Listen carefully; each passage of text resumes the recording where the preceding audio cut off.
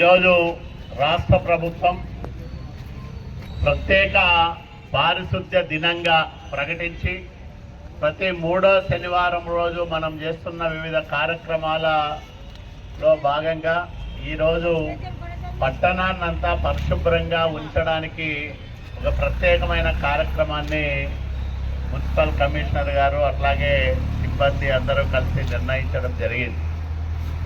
పారిశుద్ధ్యం అనేది చాలా ప్రధానమైన అంశం.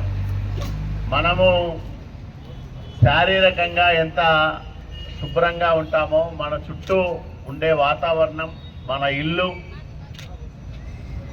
మన పరిసరాలు అన్నీ పరిశుభ్రంగా ఉన్నప్పుడే రోగాల బారిన పడుకోకుండా చూసే వాళ్లకు ఆకర్షణీయంగా ఉండేదానికి అవకాశం వస్తుంది.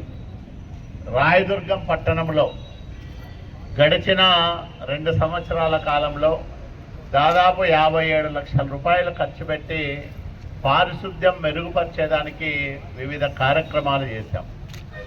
దాంతోపాటు సంవత్సరాల తరబడి మనకు వారసత్వంగా వచ్చిన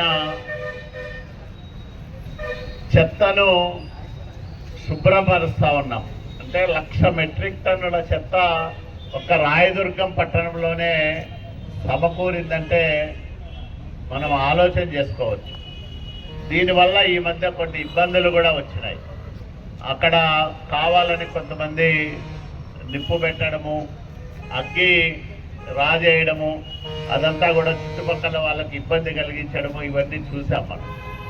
ఆ లెగసీ వేస్ట్ను 1,00,000 టన్నులను పూర్తిగా తొలగించడానికి ప్రభుత్వం ఇప్పటికే ఒక సంస్థకు అప్పజెప్పింది. 30,000 టన్నుల లెగసీ వేస్ట్ను శుభ్రం చేశారు. ఇంకా 70,000 ఉంది. దాన్ని కూడా 1.5 నెలల కాలంలో పూర్తిగా శుభ్రపరచడానికి పని జరుగుతూ ఉంది.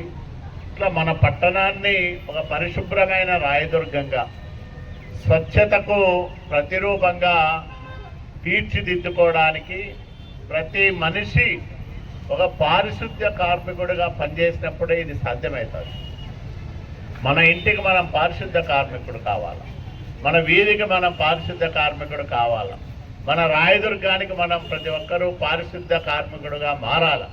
అప్పుడే పరిశుభ్రమైన రాయదుర్గం ఆవిష్కృతమయ్యేదానికి అవకాశం వస్తుంది. కాబట్టి దీంట్లో ప్రతి ఒక్కరూ మనస్ఫూర్తిగా పాల్గొనాలని, ఇంటిని, ఒంటిని, పరిసరాలను పరిశుభ్రంగా మార్చుకోవడానికి అందరూ మీ సహాయ సహకారాలు అందజేయాలని మిమ్మల్ని మనస్ఫూర్తిగా కోరుకుంటూ, ఈరోజు ఉదయము సాయంత్రం కూడా నేను పాల్గొంటా, మధ్యలో మీటింగ్ కన్నా పోయి వస్తా.